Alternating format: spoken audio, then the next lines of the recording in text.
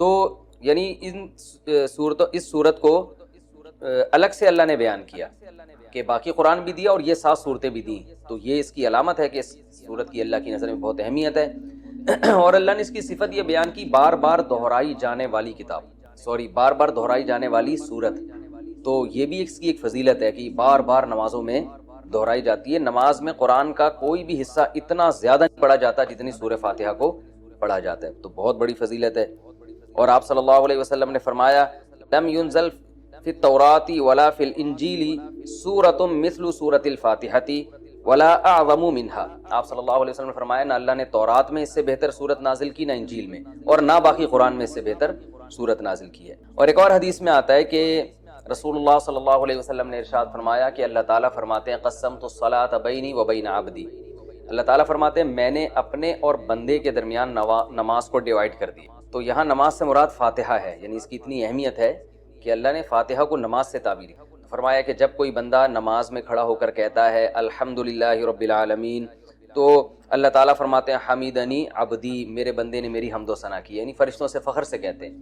اور جب وہ کہتا ہے کہ الرحمن الرحیم، بڑا مہربان نہایت رحم کرنے والا، تو اللہ فرشتوں سے کہتے ہیں اثنا علی عبدی، میرا بندہ زبان سے میری تعریف کر رہا ہے۔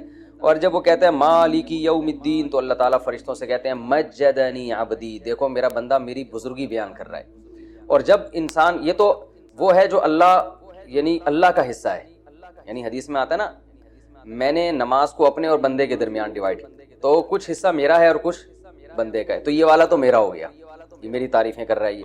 اور فرمایا کہ جب یہ کہتا ہے ایاک نعبد و ایاک نستعین، اے اللہ ہم تیری عبادت کرتے ہیں، تجھ سے مدد طلب کرتے ہیں، تو اللہ تعالیٰ فرماتے ہیں ھذا بینی و بین عبدی، کہ میرے اور بندے کے درمیان ایگریمنٹ ہے کہ یہ توحید پر قائم رہے گا۔ اور اب اس نے جب ایگریمنٹ کر لیا اور میری تعریفیں بھی کر دی، تو اب ولی عبدی ما سأل، اس کا حصہ کیا ہے کہ اب جو یہ مانگے گا اس کو ملے گا۔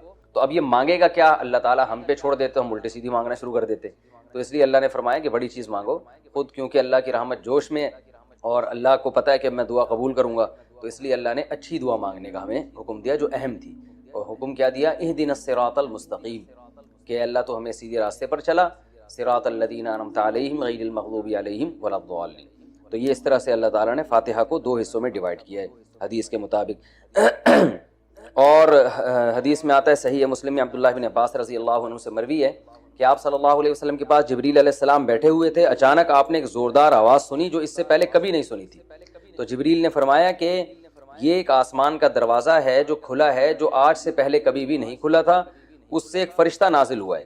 اور فرشتے نے نازل ہو کر پھر نبی صلی اللہ علیہ وسلم کو خوشخبری سنائی اور فرمایا ابشر بنورین اوتیتہما لم یؤتہما نبی قبلک فاتحۃ الکتاب و خواتیم سورۃ البقرہ۔ اس نے آپ صلی اللہ علیہ وسلم کو خوشخبری سنائی اور عرض کیا کہ یا رسول اللہ، آپ کو میں 2 ایسی قرآن کی صورتوں کی خوشخبری سنا رہا ہوں جو آپ سے پہلے کسی نبی کو نہیں دی گئی، تو ایک تو سورہ فاتحہ اور ایک سورہ بقرہ کا آخری حصہ، آمن الرسول بما انزل الیہ من ربہ والمؤمنون۔ تو یہ اس کے کچھ فضائل ہیں، اس سے معلوم ہوتا ہے کہ بہت بڑی فضیلت ہے۔ ایک فضیلت سورہ فاتحہ کی یہ بھی ہے کہ یہ دم میں بھی رقیہ کے کام آتی۔ صحابی سے ثابت ہے کہ انہوں نے جن اتارا اور سورہ فاتحہ پڑھ کے ان پہ پھونک مارتے گئے اور وہ جن کے اثرات ختم ہوتے چلے گئے۔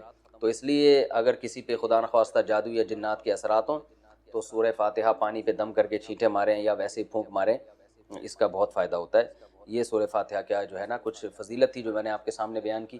اب اس کی کچھ تفسیر بیان کروں گا۔ سورہ فاتحہ میں نماز میں اس کا کیا مقام ہے؟ رسول اللہ صلی اللہ علیہ وسلم نے ارشاد فرمایا کہ من لم یقرأ بفاتحۃ الکتاب فلا صلاۃ لہ، بخاری کی حدیث ہے، جو شخص سورہ فاتحہ نہیں پڑھتا اس کی نماز نہیں ہوتی۔ تو اتنی بات تو بہرحال ثابت ہے کہ سورہ فاتحہ نماز کا ایک ضروری حصہ ہے۔ اب اس میں اختلاف ہے فقہا کا کہ امام اگر پڑھ لے تو سب کی طرف سے کافی ہوگی یا نہیں ہوگی۔ اس میں امام ابو حنیفہ رحمہ اللہ تعالیٰ کا جو قول ہے وہ یہ ہے کہ امام اگر پڑھ لے گا تو مقتدیوں پہ پڑھنا لازم نہیں ہے، بلکہ جائز ہی نہیں ہے، کیونکہ امام کی قرات مقتدیوں کے لیے کافی ہے۔ اور امام شافعی رحمہ اللہ تعالیٰ کی رائے یہ ہے کہ امام جب پڑھے گا سورہ فاتحہ تو مقتدی پر بھی واجب ہے، چاہے جہری نماز ہو یا سری نماز ہو۔ اور بعض ائمہ کے نزدیک سری نماز میں تو امام پڑھے گا، جہری میں نہیں پڑھے گا۔ تو سب کے اپنے دلائل ہیں۔ امام شافعی رحمہ اللہ تعالیٰ کی دلیل ہے یہی حدیث کہ جو شخص فاتحہ نہیں پڑھتا اس کی نماز نہیں ہوتی۔ وہ کہتے ہیں اس میں تو یہ نہیں ہے کہ امام اور مقتدی کا فرق نہیں کیا گیا، لہذا سب کے بارے میں ہے یہ جو آیت ہے قرآن مجید کی، اذا قرئ القرآن فاستمعوا له، جب قرآن کی تلاوت کی جائے تو خاموشی سے سنو، تو وہ کہتے ہیں یہ جو ہے یہ جمعے کے خطبے کے بارے میں ہے، یہ اس کے بارے میں نہیں ہے نماز کے بارے میں، کیونکہ اس کے بارے میں تو صحیح حدیث میں آتا ہے کہ جو ہے وہ جب قرات کی جائے تو خاموشی سے، یعنی حدیث میں آتا ہے کہ جو فاتحہ نہیں پڑھتا اس کی نماز نہیں ہوتی۔ اور بعض ائمہ اس طرف گئے ہیں کہ سری نمازوں میں تو پڑھی جائے گی، جہری میں نہیں۔ جہری میں کیوں نہیں پڑھی جائے گی؟ وہ کہتے ہیں قرآن کی آیت ہے، جب قرآن پڑھا جائے تو خاموشی سے سنو، اور سری میں اس لیے پڑھی جائے گی کہ یہاں قرآن زور سے پڑھا ہی نہیں جا رہا، تو خاموشی سے سننے کے بھی ہمیں حکم نہیں ہے، لہذا ہم جیسے چاہیں، یعنی ہم جو ہے وہ اسی حدیث پر عمل کریں گے جس میں آتا ہے جو فاتحہ نہیں پڑھتا اس کی نماز نہیں ہوتی۔ اور ایک حدیث میں یہ بھی ہے کہ صحابی نے پوچھا یا رسول اللہ ہم امام کے پیچھے ہوتے ہیں، تو آپ نے فرمایا اقرا فی نفسک، کہ اس کو دل میں پڑھو فاتحہ کو، اگر امام کے پیچھے بھی ہو۔ تو اس بیس پر بھی امام شافعی نے استدلال کیا کہ امام کے پیچھے بھی ہوں تو آپ کو فاتحہ پڑھنی چاہیے۔ جو امام حنیفہ کے دلائل ہیں وہ دوسری طرف ہیں، وہ پہلے تو قرآن کی آیت پیش کرتے ہیں کہ قرآن میں آتا ہے اذا قرئ القرآن فاستمعوا له وانصتوا، جب قرآن کی تلاوت کی جائے تو خاموشی سے سنو اور غور سے سنو اور خاموش رہو، تو وہ کہتے ہیں اس میں تو سورہ فاتحہ اور غیر فاتحہ دونوں داخل ہیں، لہذا جہری نمازوں میں تو سوال ہی پیدا نہیں ہوتا۔ باقی یہ جو حدیث ہے جس میں آتا ہے کہ صحابی نے کہا ہم امام کے پیچھے ہوتے ہیں، تو آپ نے فرمایا صرف فاتحہ سورہ فاتحہ پڑھ سکتے ہو، تو کہتے ہیں یہ خبر واحد ہے اور یہ قرآن کی مقابلہ نہیں کر سکتی، قرآن تو متواتر ہے۔ تو قرآن میں جب صاف لفظوں میں منع کیا جا رہا ہے، اور خاص طور پر بعض صحابہ سے مروی ہے کہ وہ قسم اٹھا کے کہتے تھے کہ یہ نماز کے بارے میں نازل ہوئی ہے، تو ہم کہتے ہیں کہ نماز ہو یا جمعہ ہو سب کو شامل ہے، جب بھی قرآن سنانے کے لیے پڑھا جائے گا تو اس کا سننا واجب ہے۔ ایک ہوتا ہے کوئی اپنے طور پہ تلاوت کر رہا ہے، وہ تو اس کی مرضی ہے، اپنے طور پہ تلاوت کر رہا ہے، آپ سنیں نہ سنیں۔ ایک ہوتا ہے باقاعدہ کوئی محفل ہو جس میں سنایا جا رہا ہو، تو اس میں تو سننا بہرحال واجب ہے۔ تو سری نمازوں کے بارے میں امام حنیفہ کی جو حدیث ہے وہ بہقی کی حدیث ہے، من کان لہ امام فقراءۃ الامام لہ قراءۃ، حدیث میں آتا ہے جس شخص کا کوئی امام ہو تو امام کی قرات مقتدی کے لیے کافی ہے، اور ناصر البانی جو ہے نا علماء معاصرین میں سے، انہوں نے اس حدیث کو صحیح قرار دیا ہے۔ تو دونوں طرف دلائل ہیں، اور یہ جو دلیل ہے کہ جو فاتحہ نہیں پڑھتا اس کی نماز نہیں ہوتی، تو صحیح مسلم کی حدیث میں آتا ہے کہ جو فاتحہ نہیں پڑھتا من لم یقرأ بفاتحۃ الکتاب فصاعدا، جو فاتحہ نہیں پڑھتا اور پلس سورت نہیں ملاتا اس کی نماز نہیں ہوتی۔ تو ہم کہتے ہیں پوری حدیث تو یوں کہ فاتحہ اور پلس سورت، تو جیسے سورت کے بارے میں آپ کہتے ہیں کہ جو امام کے پیچھے کھڑا ہے وہ سورت نہیں پڑھے گا، امام کی سورت اس کے لیے کافی ہو گئی، تو ایسے ہی فاتحہ کے بارے میں بھی ہے۔ رہا یہ مسئلہ کہ جو حدیث میں آتا ہے کہ جو فاتحہ نہیں پڑھتا نماز نہیں ہوتی، تو اس سے مراد ہے حقیقتاً بھی نہ پڑھے حکماً بھی نہ پڑھے، امام نے جب فاتحہ پڑھ لیا تو مقتدی پڑھنے والے ہی کہلائیں گے، کیونکہ حدیث میں خود آ گیا کہ جس کا امام ہے تو امام کی قرات مقتدی کے لیے کافی ہے، تو اس کا مطلب امام نے جب قرات کر لی مقتدی کی طرف سے وہ ہو گئی ہے، وہ مقتدی کو یوں ہی سمجھا جائے گا کہ وہ قرات کرنے والا ہے۔ تو یہ دلائل ہیں، دونوں طرف ہیں، اختلافی مسئلہ ہے، اس لیے جس بھی مجتہد کو فالو کریں، لیکن ایک کو فالو کریں، ایک فقہ کو فالو کرنا چاہیے، کبھی یہ جو کبھی اس رائے کو کبھی اس رائے کو، اس کی جو سنجیدہ علماء ہیں اور صدیوں سے جو علماء اہل فتویٰ دیتے ہیں وہ اس کی اجازت نہیں دیتے، وہ کہتے ہیں ایک کو فالو کریں باقی سب کو صحیح سمجھیں۔ یہ تو کچھ جلدی میں نے مختصراً اختلافی مسئلہ بیان کیا۔ باقی سورہ فاتحہ کی تفسیر کیا ہے؟ نبی یہ قرآن مجید کی وہ صورت ہے جو سب سے پہلے جس کو رکھا گیا ہے، نازل تو پہلے نہیں ہوئی ہے لیکن رکھا سب سے پہلے گیا ہے۔ اس کی وجہ یہ ہے کہ ہم جب بھی قرآن کی ابتدا کریں تو سورہ فاتحہ سے کریں۔ فاتحہ کا معنی ویسے بھی کھول دینے والا، کھول دینے والی، تو یہاں سے گویا ابتدا ہو رہی ہے، قرآن کھل رہا ہے یہاں سے۔ تو اس صورت میں اللہ تعالیٰ نے اس کو تمہید بنایا ہے، جیسے ہر کتاب سے پہلے کچھ ایک تمہید ہوتی ہے نا، انٹروڈکشن ہوتا ہے، تو گویا یہ ایک قسم کی تمہید ہے۔ تو اللہ نے اس میں سب سے پہلے اپنا تعارف کروایا کہ الحمد للہ رب العالمین، تمام تعریفیں اللہ کے لیے ہیں جو تمام جہانوں کا پالنے والا۔ یہ جو للہ میں لام ہے نا، اس کو تخصیص والا لام بھی کہتے ہیں، گاڑی اردو ہے، سمجھ میں نہ آئے تو کوئی ایسی بات نہیں ہے، یوں سمجھ لیں کہ اسلام کا مطلب ہے تمام تعریفیں صرف اللہ کے لیے ہیں، یہ صرف بھی یہاں لگا ہوا ہے، یعنی جتنی بھی تعریفیں ہیں، سخاوت ہے، جود و سخا ہے، بہادری ہے، یہ جو بھی کمالات سمجھے جاتے ہیں، علم والا ہے، رحمت والا ہے، تو تمام تعریفیں حقیقت میں صرف کس میں پائی جاتی ہیں؟ اللہ میں۔ اگر انسانوں میں کوئی تعریف ہے تو وہ اللہ کی دین سے ہے، اللہ کی عطا سے ہے، ورنہ حقیقت میں حقیقی تعریف کا مستحق تو صرف اللہ کی ذات ہے۔ تو اللہ نے اپنا تعارف کروایا رب العالمین، تمام جہانوں کا پالنے والا، اس لیے کہ جب تک آپ کے سامنے کتاب کے مؤلف کا انٹروڈکشن نہیں ہوگا آپ کتاب کو ویلیو نہیں دو۔ اگر آپ کے سامنے کوئی بازار میں کتاب رکھی ہوئی ہے، آپ نے دیکھا مصنف کا نام ہی سمجھ میں نہیں آ رہا، پتہ چلا جی وسیم گولے گنڈے والے نے لکھی ہے کتاب، یہ کتاب لکھی ہے وسیم گولے گنڈے والے نے، تو آپ کوئی گولے گنڈے والا تو خرید لے گا اس کو، لیکن میرا خیال ہے کوئی بھی عام آدمی، کوئی سمجھدار آدمی نہیں خریدے گا۔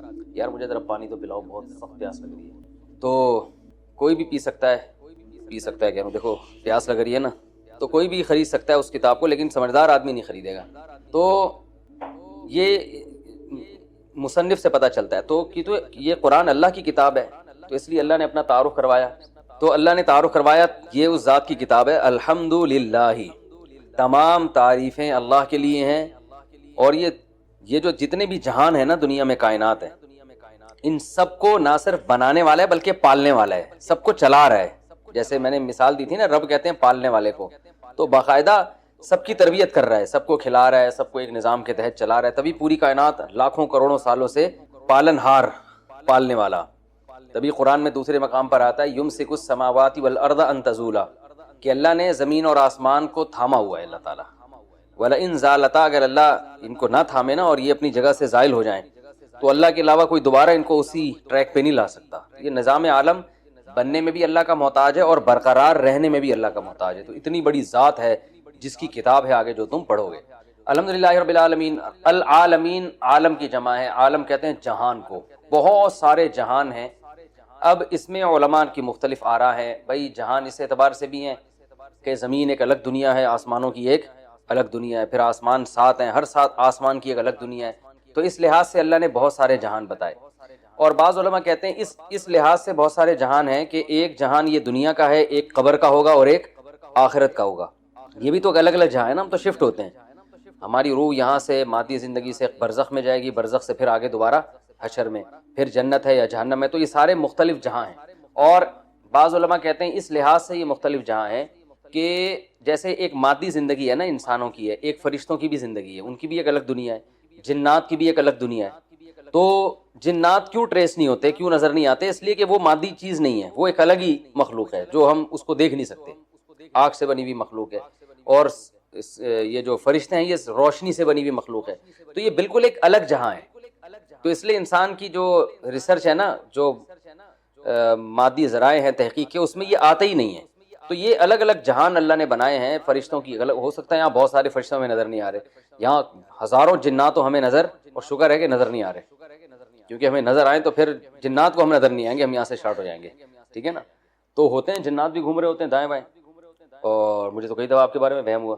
اچھا، تو یہ بھی ایک الگ جہان ہے جنات کا۔ تو ایسے یعنی جس لحاظ سے بھی جتنے بھی جہان ہیں، سب کو اکیلا پالنے والا کون ہے؟ اللہ ہے۔ تو اللہ بتا رہے ہیں یہ تو ایک جہاں نہیں، اور بھی بہت سارے جہاں ہیں، ایک الگ دنیا ہے، کہکشاؤں کی ایک الگ دنیا ہے۔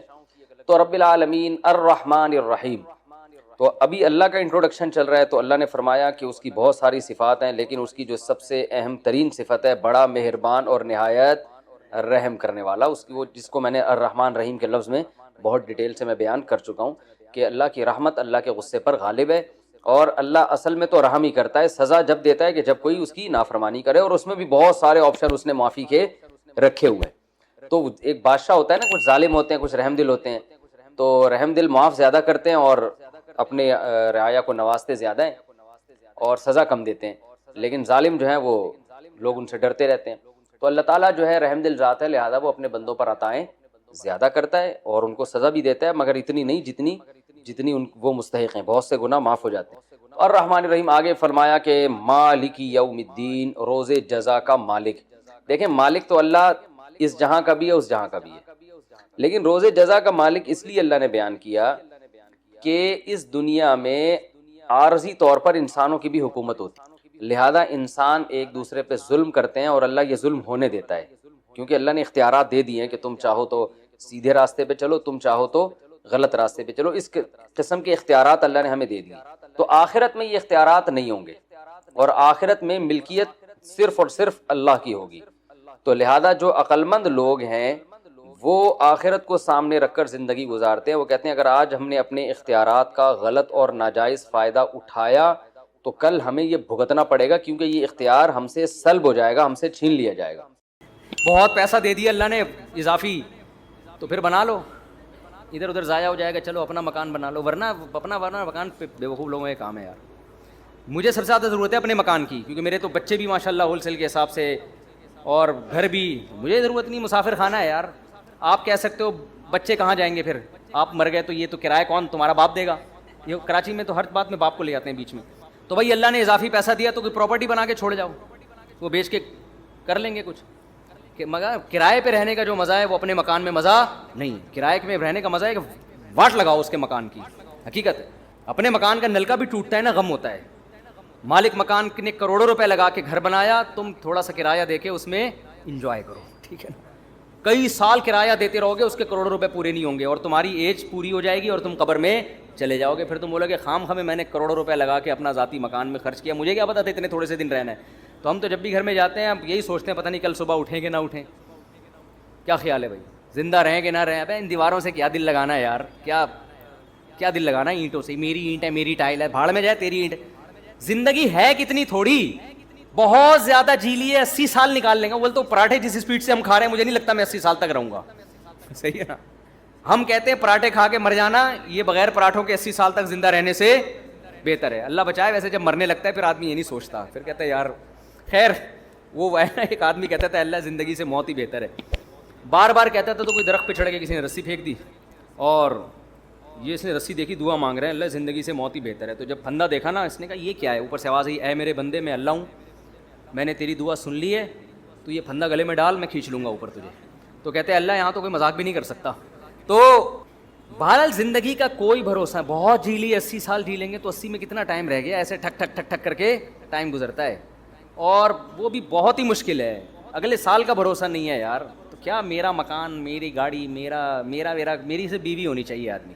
اس میں آدمی غیرت کا تقاضا یہ ہے کہ اس میں یہ باتیں نہ کرے. باقی مکان مالک کا ہو، رہے گا کون؟ یہ تو فائدہ ہے نا. پیسہ اس کمبخت نے لگایا، بے وقوف نے. رہ کون رہا ہے؟ مزے آپ اڑا رہے ہو. صحیح ہے نا. اور کرایہ دار دیکھو مالک مکان کے گھر کی جو واٹ لگاتے ہیں، اس کا اپنا مزہ ہے، لگانی نہیں چاہیے لیکن وہ ساری ریپیئرنگ وہ کر رہا ہوتا ہے آخر میں. اور پھر لوگ کہتے ہیں وہ نکال دے گا تو کہاں جائیں گے. کوئی بات نہیں، اگلی گلی میں چلے جاؤ. وہ بھی مسافر خانہ، یہ والی گلی، وہ والی بھی، وہاں سے بھی لاش اٹھے گی ایک دن جنازہ، وہاں سے بھی. بلکہ کرائے کے گھر میں اور آسانی ہے کہ جہاں چاہو رہو. اب دیکھو میرے پاس آپشن ہے میں لاہور میں جا کے رہوں، کہ میں فیصل آباد میں جا کے رہوں، کہ میں اسلام آباد میں جا کے رہوں. میرے پاس آپشن ہے. جن کا ذاتی گھر ہے ان کو تو بیچنے میں اتنا ٹائم لگے گا. ہم نے ادھر نوٹس دیا بھائی ہم جا رہے ہیں، اور پتلی گلی سے نکل لو. مسافر خانہ ہے، چلتے پھرتے ہی مر جاؤ گے بھائی. تو کہیں بھی ہمارا اسٹے نہیں ہے. یہ رہنے کی جگہ بے وقوفوں کے رہنے کی جگہ ہے. جو دنیا کا پرلے درجے کا انٹرنیشنل بے وقوف ہے، گدھا ہے، وہ اس دنیا کو سمجھتا ہے کہ رہنے کی جگہ جس میں تھوڑی سی سینس ہے نا، پی کے نہیں آیا ہے، اس کو پتہ ہے یہ رہنے کی جگہ نہیں ہے، دل لگانے کی جگہ نہیں ہے. یہ بے وقوف اور گدھے ہیں جو ان اینٹوں سے دل لگاتے ہیں. پھر بھی میں کہتا ہوں بہت پیسہ ہے تو بنا لو. ایسا نہ ہو جن کا بنا ہوا گھر ہے وہ پھر کہیں کہ ہمیں بیوقوف کہہ دیا مفتی صاحب نے. ان کے بارے میں تعویل کرتا ہوں کہ ان کے پاس اتنا پیسہ تھا کہ انہوں نے کھا بھی لیا، پی بھی لیا، شادیاں بھی ہو گئیں، بچے بھی ہو گئے. اب ان کو سمجھ میں نہیں آ رہا، انہوں نے کہا چلو گھر بنا لیتے ہیں. اس کا فائدہ یہ ہوگا کہ بچوں کے کام آ جائے گا پراپرٹی. حدیث میں یہ ترغیب ہے کہ اگر اللہ نے آپ کو پیسہ دیا، نہیں دیا تو ٹینشن نہ لو، اللہ پہ توکل کرو. اللہ نے آپ کو کھلایا، بچوں کو بھی کھلائے گا. لیکن صحیح حدیث ہے اگر اللہ نے پیسہ دیا ہے تو پھر حدیث میں ترغیب ہے بچوں کے لیے چھوڑ کے جاؤ، بچوں کو لاوارث مت کرو. تو کچھ اتنا تھوڑا بہت بچا لیں بچوں کے لیے. اس کا طریقہ ہے پلاٹ لے کے ڈال دیں. سمجھتے ہو؟ پلاٹ لے کے ڈال دیں، اس کی قیمت زیادہ تیزی سے بڑھتی ہے. جب آپ مریں گے تو وہ بہت اوپر جا چکا ہوگا، بچوں کے کام آ جائے گا. تو ورنہ بعض دفعہ ایسا ہوتا ہے کہ بچے رل رہے ہوتے ہیں، پاؤں میں پہننے کی چپل نہیں ہوتی ان کے پاس. تو اگر اللہ نے مال دیا ہے تو پھر بچوں کے لیے کچھ آپ کو بنا کے جانا پڑے گا. سمجھتے ہو؟ تو اس نیت سے کوئی کر لے تو ٹھیک ہے. یہ پتہ نہیں کہاں سے بات آئی تھی، یہ سوال پوچھا کیا تھا، ہم نکل کدھر کو لیے. کاروبار کا وظیفہ ہے. مکان کا وظیفہ تو میں نہیں بتاؤں گا، ذاتی مکان ضرورت ہی نہیں ہے. کیا کاروبار کے لیے میں وظیفہ بتا دیتا ہوں. وہ وظیفہ یہ ہے کہ صبح اٹھ کے جاگنگ کرو. پہلے تو فجر کی نماز پڑھو، پھر جاگنگ کرو، پھر پٹھان روٹے کے 2 پراٹھے کھاؤ. اس سے آپ کو ملے گی موٹیویشن. جب کاکڑ دن نہ ہو جائے گا. کاکڑ دن نہ سمجھتے ہو؟ نئے نئے لوگ آتے رہتے ہیں، پرانے بور ہو جائیں گے. دیکھو قوالی جب شروع ہوتی تھی نا، شروع میں آرام آرام سے چلتا ہے. قوالی میں آرام آرام سے چلتا ہے نا، ایک ہی سر میں ہوتے ہوتے پھر کاکڑ دن ایک دم جوش میں آتا ہے. تو کاکڑ دن کا مطلب یہ ہوتا ہے ایک دم ہٹو بچوں کام ہو جائے اور ایک دم طبیعت میں جوش آ جائے. تو صبح فجر کی نماز پڑھو، پھر اس کے بعد کرو طبیعت سے جاگنگ، خوب پسینہ نکالو. پراٹھے نہیں کھاؤ، جو مرضی کھانا ہے کھا لو. اس تو ہو جائے گا، کیا ہو جائے گا؟ کاکڑ دنہ. آپ کی اسپیڈ بڑھ جائے گی. پھر آپ پلاننگ کرو میں نے کرنا کیا ہے. اور تہجد میں 2 رکعت پڑھ کے اللہ سے دعا بھی مانگ لو کہ اللہ مجھے رزق دے. حدیث میں آتا ہے اللہ تعالیٰ رات کے آخری حصے میں آسمان دنیا پہ آ کے کہتے ہیں حل میں مسترزقن ارزق لا، کوئی ہے روزی طلب کرنے والا میں اس کو روزی دوں. وظیفوں میں ٹائم ضائع کرنے کے بجائے اس وقت 2 رکعت پڑھ کے اللہ سے کیا مانگ لو؟ روزی مانگ لو. ہمارے یہاں کیا کرتے ہیں، میں کسی کو بتاتا ہوں نا تہجد میں 2 رکعت پڑھ کے اللہ سے روزی مانگ لے، وہ تہجد میں 2 رکعت پڑھنے کے لیے اٹھتا ہے، اس کے بعد پھر سوتا ہے، 1 بجے اٹھتا ہے پھر وہ. تو اللہ کیا کہے گا، مانگ تو روزی رہا ہے، کام سارے نحوست والے کر رہا ہے.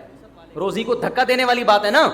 جو 1 بجے سو کے اٹھے گا، اور کراچی میں 2 بجے کسی کو فون کرتا ہوں، کہتے ہیں میں ناشتہ کر کے آ رہا ہوں، دوپہر 2 بجے میں کیا کر کے آ رہا ہوں؟ ناشتہ کر کے آ رہا ہوں. تو کاروبار گیا کہاں؟ تیل لینے. آپ کہہ سکتے ہو کہ میں فجر کے بعد جاگنگ کر کے رات کو تہجد میں 2 رکعت پڑھ کے اللہ سے دعا مانگوں گا، پھر فجر کے بعد جاگنگ کروں گا، پھر آپ کے مشورے پر 2 پراٹھے کھاؤں گا. اور کاکڑ دن 2 پراٹھے، یہ ویسے ہی کہہ رہا ہوں میں، مزہ آتا ہے کہنے میں یار، پتہ نہیں کیوں پراٹھے میں. باقی آپ جو مرضی کھاؤ، پراٹھے تو نقصان دیتے ہیں لیکن جو مرضی کھاؤ. اس کے بعد پھر میں جب یہ سارے کام کروں گا، میں دکان جاؤں گا تو میرے علاوہ کوئی بندہ شاپ پہ ہوگا ہی نہیں. تو کاروبار کیسے چلے گا صبح صبح؟ صحیح حدیث ہے بورک لامتی فی بکورہا، اللہ نے میری امت میں صبح کے وقتوں میں برکت. یہ میری بھی روٹین خراب ہوئی ہے، میری اپنی روٹین بھی خراب چل رہی ہے کراچی کی وجہ سے، لیکن اس کو سیٹ کرنے کی ضرورت ہے. تو صبح حدیث میں آتا ہے اللہ نے برکت رکھی ہے. اب لوگ کہتے ہیں ہم جب صبح دکان پہ بیٹھیں گے تو ہمارے علاوہ اس پوری کائنات میں کوئی بھی نہیں ہوگا، تو کسٹمر ہوگا ہی نہیں، تو کاروبار چلے گا کہاں سے؟ تو بھائی صبح اٹھنے کا مطلب ضروری نہیں کہ دکان پہ جا کے بیٹھ جائیں، صبح آپ کاروبار کی پلاننگ کرنا شروع کر دیں بیٹھ کے.